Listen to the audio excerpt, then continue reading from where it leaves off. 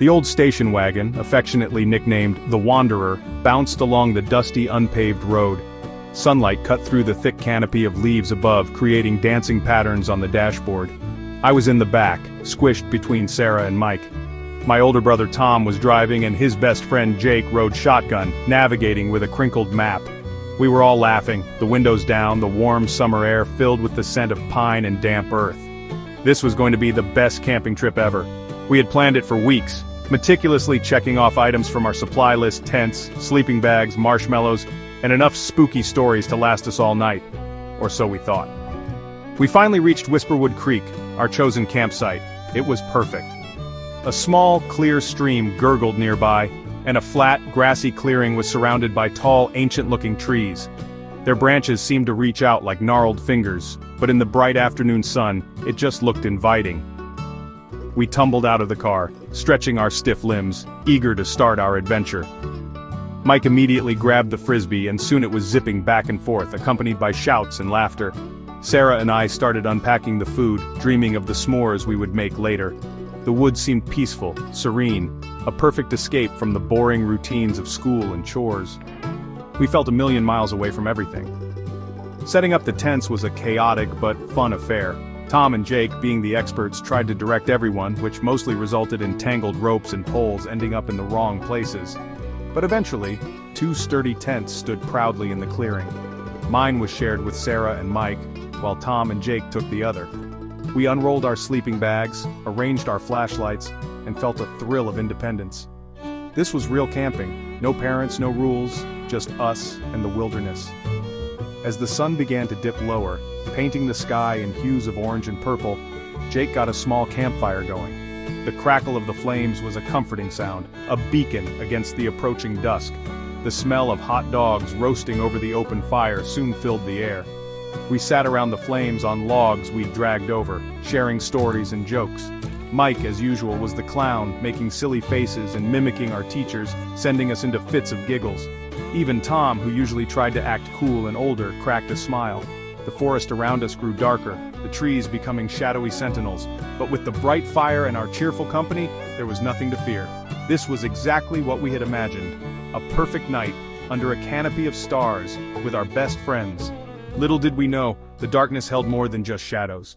It held a terror we couldn't have fathomed.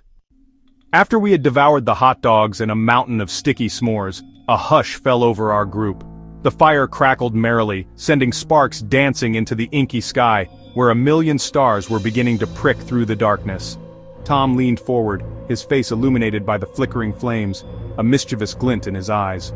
"All right," he said, his voice a low conspiratorial whisper. "Who's ready for a scary story?" A shiver of excited anticipation ran through me. This was the moment we'd all been waiting for, the traditional campfire ritual. Jake started with a classic tale about a ghostly lumberjack, his voice rising and falling dramatically, making us jump at every sudden noise from the surrounding woods. We took turns telling stories, each one trying to be spookier than the last.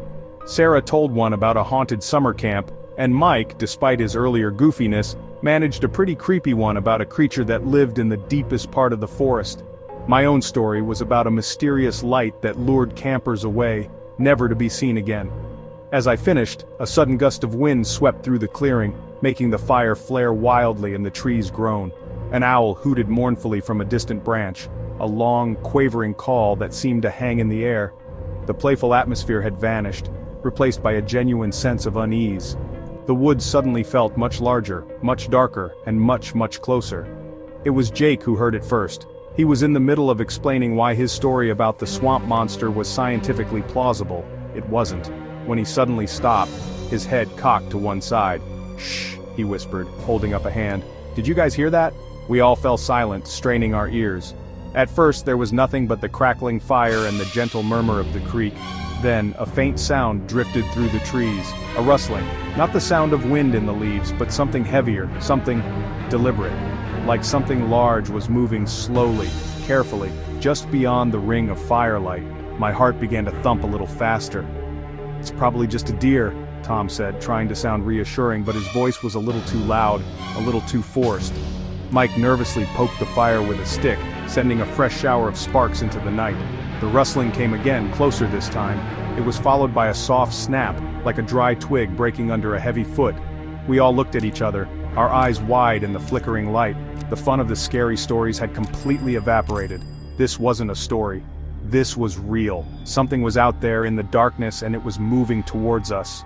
A cold dread began to creep into my stomach, a feeling that this night was about to take a very different turn. Silence descended upon our campsite, thick and heavy. The only sounds were our own ragged breaths and the relentless crackle of the campfire, which suddenly seemed too small, too weak to hold back the immense darkness pressing in from all sides. Every shadow cast by the dancing flames seemed to writhe and twist, taking on monstrous shapes in our overactive imaginations. Tom grabbed the biggest flashlight, its powerful beam cutting a swath through the inky blackness as he swept it across the tree line. The light illuminated the rough bark of trees, tangled undergrowth, and nothing else. "See?" he said, his voice still a bit shaky. "Probably just a raccoon or a possum. They get pretty bold around campsites." But his words didn't soothe the knot of fear in my chest. The rustling had stopped, but the feeling of being watched hadn't. It was an intense, prickly sensation on the back of my neck, like unseen eyes were boring into me. Sarah huddled closer to me, her hand gripping my arm tightly. Mike had stopped poking the fire and was now staring intently into the woods, his face pale. Even Jake, usually so confident, kept glancing nervously over his shoulder. The forest, which had seemed so inviting just hours before, now felt alien and hostile, a place of hidden dangers and unknown things. We were intruders here and something didn't want us. Then Sarah gasped, a small, choked sound. She pointed a trembling finger towards a dense thicket of bushes just beyond the edge of our firelight. "Look!" she whispered, her voice barely audible. I followed her gaze, my heart pounding like a drum against my ribs. At first I saw nothing but a dark mass of leaves, and then I saw them. Two small, intensely bright points of light. They were low to the ground, reflecting the firelight with an unnatural gleam. They were red, a deep, ruby red, and they were staring right at us. They didn't blink, they didn't move, they just watched. A cold wave washed over me. This was no raccoon, this was no possum. "What is that?" Mike breathed, his voice filled with a mixture of fear and awe. Tom swung the flashlight beam towards the red lights. For a horrifying second, the lights intensified, burning brighter in the direct beam, before abruptly vanishing. The bushes rustled violently, and then there was silence again, deeper and more menacing than before. But we had all seen them. Two glowing red eyes, observing us from the impenetrable darkness. The air grew colder, or maybe it was just the fear icing my veins. The playful adventure of our camping trip had just taken a sharp, terrifying turn into a real-life nightmare. We were no longer alone in Whisperwood Creek. A terrified silence gripped our group. The image of those two glowing red eyes was seared into my mind. They hadn't looked like any animal eyes I had ever seen before. There was an intelligence in them, a cold, predatory focus that sent shivers down my spine. Tom lowered the flashlight, his hand shaking slightly. "Okay," he said, trying to keep his voice steady. "Let's not panic. It was probably just some kind of nocturnal animal. Maybe a fox? Their eyes can reflect red sometimes." But his explanation sounded hollow even to his own ears. We all knew deep down that what we had seen was something far more unsettling than a simple fox. Sarah was openly crying now, soft sobs shaking her small frame. "I want to go home," she whimpered, burying her face in her hands. "Please, Tom, can we just pack up and go home?" Mike nodded vigorously in agreement, his usual bravado completely gone. "She's right, man, this place is creepy, super creepy, I don't like this. Not one bit." The thought of packing up our tents and gear in the pitch-black darkness with those red eyes potentially watching our every move was terrifying. But the thought of staying, waiting for whatever owned those eyes to return, was even worse. The woods seemed to press in on us, the shadows deepening, the silence filled with unspoken dread. Jake, however, was trying to be rational, or perhaps just trying to convince himself. "Come on, guys, we can't just leave, it's the middle of the night, we'd get lost. Besides, we don't even know what it was. It could have been anything. We're all just spooked from the stories." He tried to sound brave, but his eyes kept darting towards the spot where the red eyes had appeared. The debate began, hushed and frantic. Stay or go? Face the unknown in the dark wilderness or try to make a desperate escape? Every rustle of leaves, every snap of a twig in the distance sent fresh waves of fear through us. The glowing eyes had changed everything. The fun was gone, replaced by a primal fear that gnawed at our courage. "We should at least put out the fire," I suggested, my voice trembling. "If it's tracking us by the light..." The thought was chilling. The fire, our only source of comfort and warmth, could also be a beacon for whatever lurked in the darkness. Tom nodded slowly. Okay, good idea. We'll douse the fire. And then we decide. But we stick together. No matter what, we stick together. His words were meant to be reassuring, but they carried an undercurrent of grim determination. The decision hung heavy in the air.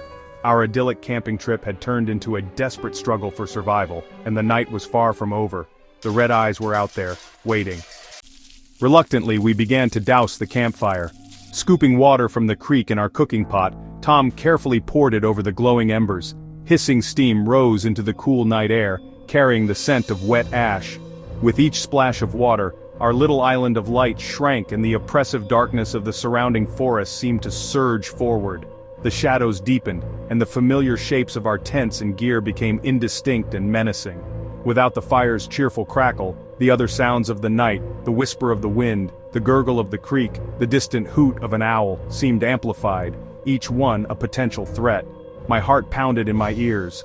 Once the fire was completely out, an almost absolute blackness enveloped us. We huddled together, our flashlights cutting nervous, jerky beams into the void. The stars above, unhindered by the fire's glow, seemed brighter, colder, and impossibly distant. Okay, Tom whispered, his voice tight with tension. Everyone grab your packs, we're going to try and make it back to the car. Slowly and quietly. Stay close. Mike, you take the lead with a flashlight. Jake, you're in the back. Sarah and I will be in the middle with you, he said, looking at me. The plan sounded simple, but the thought of moving through that inky blackness, away from the relative safety of our campsite, was terrifying. We started to move, a tight, frightened knot of bodies. Mike's flashlight beam bobbed ahead, illuminating a narrow path through the trees. Every crunch of leaves underfoot sounded deafening in the silence. My breath hitched in my throat with every snap of a twig. The air was cold, and I shivered, though not just from the temperature. We hadn't gone more than 20 feet from the clearing when it happened. A sudden sharp rustling came from the dense bushes to our right, much closer this time. It was followed by a low growl, a guttural sound that vibrated through the ground and straight into my bones. It was not the sound of any animal I knew. Then, a scream, a high-pitched, terrified scream that ripped through the night. It was Sarah. I whirled around, my flashlight beam dancing wildly. For a horrifying instant, I saw a dark shape, large and indistinct, lunging from the bushes. I saw Sarah's arm flail, then she was gone, just gone, pulled into the darkness. "Sarah!" Tom yelled, his voice cracking with panic and disbelief. He lunged towards where she had been, his flashlight beam cutting uselessly through the empty space. There was another rustle, a crashing sound as something heavy moved swiftly away through the undergrowth, and then silence. A terrible, echoing silence, broken only by our horrified gasps. Sarah was gone. Panic exploded. Tom was shouting Sarah's name, his voice raw with anguish, shining his flashlight frantically into the impenetrable wall of trees and bushes where she had vanished. Mike stood frozen, his face a mask of pure terror, his own flashlight beam shaking so violently it cast strobe-like, distorted shadows all around us. Jake, after a moment of stunned horror, grabbed Tom's arm. "Tom, we have to go now! We can't help her! We have to run!" His voice was urgent, desperate. The truth of his words hit me like a physical blow. Sarah was gone, taken by whatever monstrous thing lurked in these woods, and if we stayed, we would be next. Suddenly, from multiple directions around us, came the sound. That low, guttural growl we'd heard just moments before Sarah was taken. It wasn't just one creature. There were more, many more. And then, through a break in the tree canopy, the moon emerged from behind a cloud, bathing the woods in a pale, ethereal light. For the first time, we got a clearer look at our pursuers. They were tall, much taller than a human, and hunched over, their long arms ending in what looked like sharp, wicked claws. Their bodies were covered in shaggy, dark fur that blended almost perfectly with the shadows, but the most terrifying feature remained their eyes, those horrible, glowing red eyes, burning with a malevolent intensity in the faint moonlight. They weren't animals, not in any way we understood. They moved with a terrifying silent grace, their forms flickering in and out of the deeper shadows as they began to circle us. There had to be at least 4 or 5 of them, their red eyes like hot coals in the darkness, all fixed on us. A strangled sob escaped Mike. "What are they?" he whimpered, backing away slowly until he bumped into me. The creatures didn't make any sudden moves, they just watched, their heads tilting slightly as if studying their prey. The air grew heavy with their unseen menace, a primal fear gripping us, making it hard to breathe, hard to think. We were surrounded, trapped. "Run!" Tom screamed, finally snapping out of his grief-stricken shock. "Run for the car! Don't look back!" He shoved Jake forward and then me. "Go! Go!" The spell of terror was broken, replaced by a desperate surge of adrenaline. We turned and bolted, crashing blindly through the undergrowth, away from the campsite, in the general direction we hoped the car was. Branches whipped at our faces, roots threatened to trip us with every step. Behind us we could hear them. The soft padding of their feet, the rustling as they moved through the forest, gaining on us. Their guttural snarls echoed through the trees, a horrifying chorus urging us on. We ran, not knowing if we were running towards safety or deeper into the nightmare. Our desperate flight through the darkened woods was a blur of terror and confusion. Flashlight beams bounced erratically, illuminating fleeting glimpses of tangled vines, looming tree trunks, and the horrifying shadowy shapes that pursued us. I could hear Mike gasping for breath just ahead of me, and Tom and Jake somewhere close behind, urging us on. But the creatures were fast, unnervingly silent for their size, their red eyes occasionally flashing in the periphery of our vision, reminding us they were still there, still hunting. Then, disaster struck. Mike, in his panic, tripped over an exposed root, sprawling heavily to the ground. His flashlight skittered away into the darkness. "Mike!" I cried, skidding to a halt, but Tom grabbed my arm, pulling me forward. "We can't stop! They're too close!" he yelled, his voice strained. Behind us we heard a terrible, choked scream from Mike, abruptly cut short, then a sickening crunch. My stomach churned with horror. Another one of us was gone. The creatures were picking us off, one by one. Fear, cold and sharp, clawed at my throat. Jake was now in the lead, his flashlight beam wavering wildly as he searched for any sign of the path, any hope of escape. But the woods were a labyrinth, and in the darkness, everything looked the same. The monstrous shapes were closing in. Just when I thought we were doomed, Jake spotted it, a narrow opening in a rocky outcrop, almost hidden by overgrown bushes. "In here!" he hissed, diving towards it.